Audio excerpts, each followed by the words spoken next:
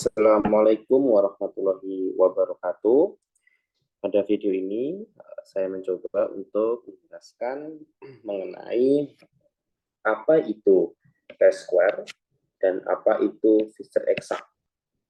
Kapan kita menggunakan chi-square dan kapan kita menggunakan Fisher exact. Kedua uji ini merupakan uji yang digunakan untuk mencari sebuah hubungan di mana hubungan antara dua variabel.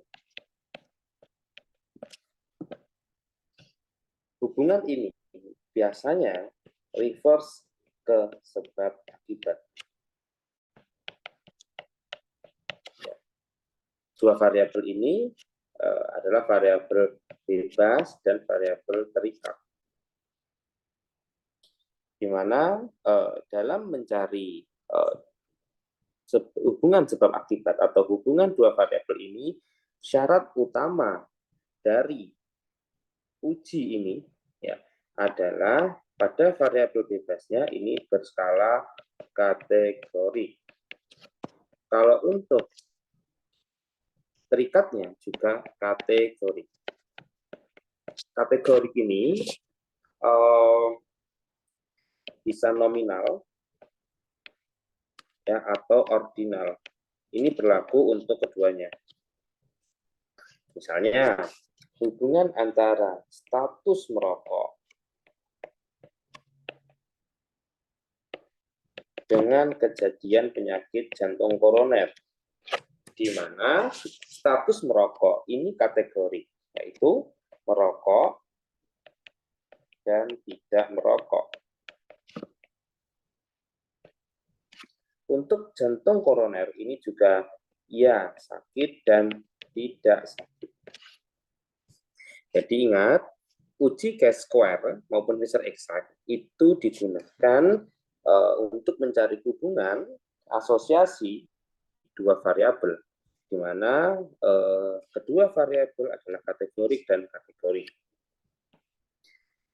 Untuk uji ini tidak perlu uji normalitas, ya, tidak perlu normalitas. Jadi langsung menggunakan uji ini. Nah, sekarang pertanyaannya, kapan kita menggunakan Fisher exact dan kapan kita menggunakan chi-square? Pada dasarnya, Fisher exact ini itu adalah uji, ya, uji yang digunakan jika syarat, ya, syarat chi-square ini tidak terpenuhi. Ya, jadi ada 3 syarat uji chi-square. Ya. Syarat uji chi-square itu antara lain, ya, yang pertama adalah tidak ada nilai nol, ya, dalam tabel kontingensi. Nanti akan saya jelaskan apa itu kontingensi. Yang kedua adalah, ya,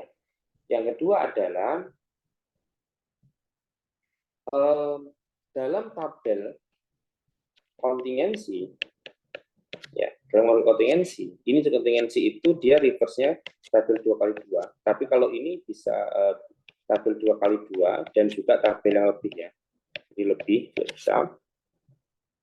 Jadi ini tabel kontingensi dan tabel lebih dari kontingensi, artinya 2x3, misal 2x3 atau tabel 2x4 dan sebagainya. Nah, jika yang kedua, jika bentuk tabel kontingensi 2x2, maka tidak boleh, ya, maka tidak boleh satu sel saja yang angka harapan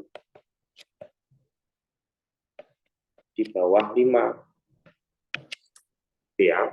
Terus yang ketiga adalah jika tabel lebih 2x2, misalnya 2 kali 3, dan seterusnya, maka jumlah sel boleh ada angka harapan kurang maaf ya. Ada angka harapan boleh kurang dari 5, tapi dia itu tidak lebih dari 20%. Nah, sekarang saya jelaskan bagaimana cara mencari angka harapan. Oke. Yang namanya tabel, ya, ada yang namanya tabel itu seperti ini. Jadi, misalnya tadi ya, ini PJK dan ini tidak PJK. Ini merokok dan tidak merokok. Nah, jadi kalau Anda meneliti seseorang, ya, untuk meneliti seseorang, pasti dia itu kita akan mendapatkan orang yang merokok dan tidak merokok. Misalnya kita ada informasi mengenai orang yang merokok, maka akan mendapatkan orang merokok dan tidak merokok.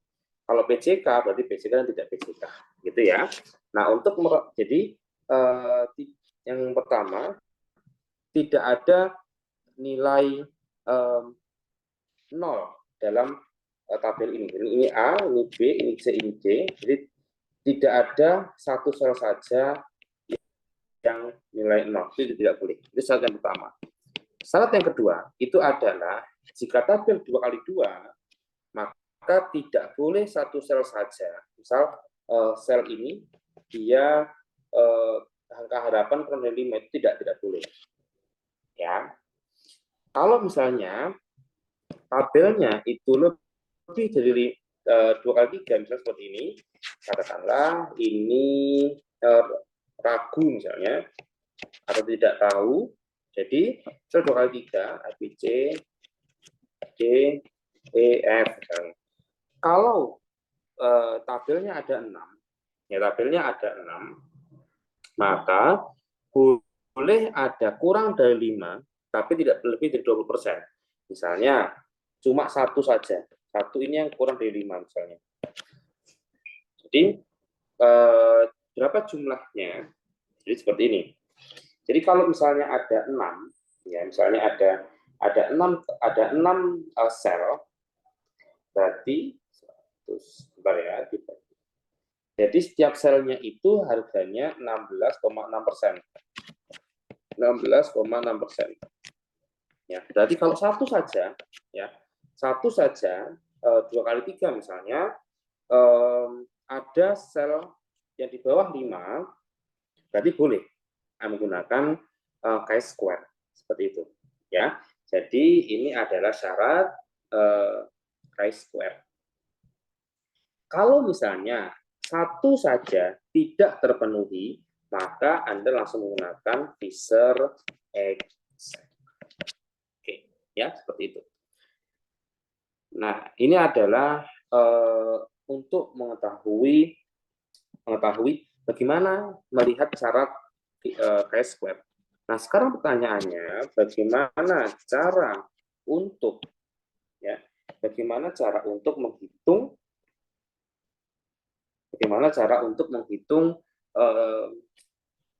ini ya, angka harapan. Jadi kalau saya tabel seperti ini, ya, tabel ini penyakit jantung, ini exposure, jadi ada A, B, C. Nah, kalau ini kita jumlah, ini A plus B, sini C plus B. Nah, di sini di bawah ini A plus C, ini B plus D. Bagaimana caranya? Ya, ini total.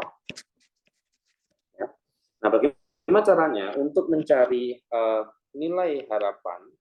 Ya, atau nilai saya biar ya. Nilai harapan pada A itu sama dengan, ya. Jadi untuk yang di kolom A, caranya adalah kita menggunakan perkalian, ya, perkalian. Jadi A plus C, jadi yang ini dikali A plus B dibagi total.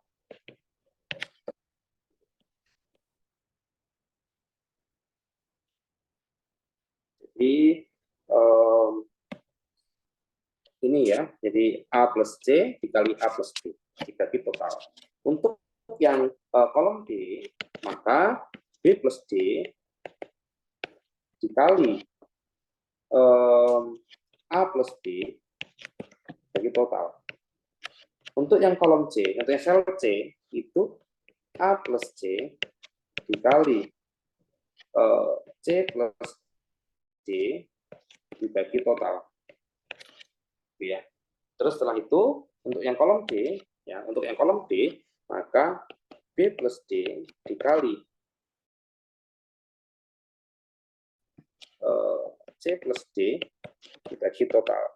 Nah, ini jika ada satu saja yang dia nilai expected di bawah 5, ya, maka untuk double 2 tidak boleh. Maka Anda bisa menggunakan riset eksak.